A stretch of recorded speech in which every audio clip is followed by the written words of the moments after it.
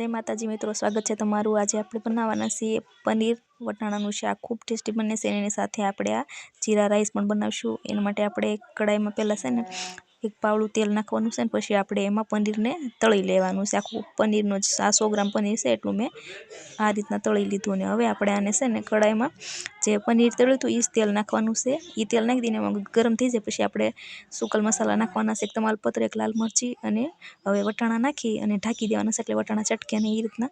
અને વટાણા આ રીતના જોઈ શકો છો બધા ફૂટી ગયા છે અને મસ્ત ચડી ગયા છે। હવે આપણે એમાં ડુંગળી નાખી દેવાની છે। ડુંગળીને આપણે ઝીણી ઝીણી મશીનમાં આવે ને એમાં કાઢી નાખવાની છે અને હાવ ગ્રેવી નથી કરવાની મિક્સરમાં। આ રીતના કરશો ને એટલે સરસ શાક થશે।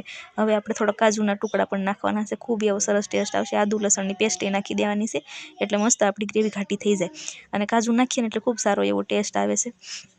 હવે છે ને આને બધું આપણે મિક્સ કરી દેવાનું છે। મિક્સ થઈ જાય પછી આપણે ટમેટાની પ્યુરી નાખવાની છે। ટમેટાને ઘસીને જ નાખવાના, છાલ બધી કાઢી નાખવાની ટમેટામાંથી।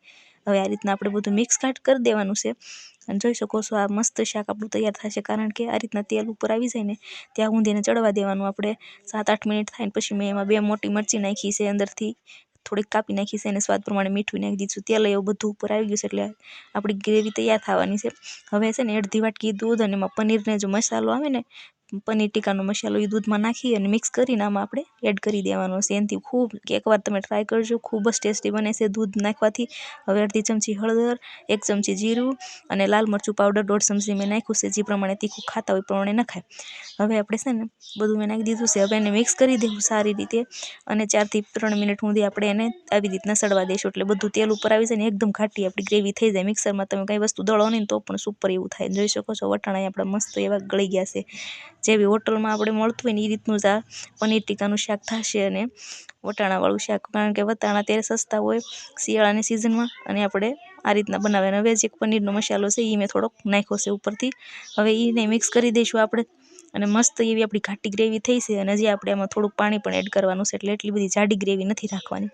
હવે મેં થોડુંક 1/2 વાટકું પાણી નાખ્યું છે।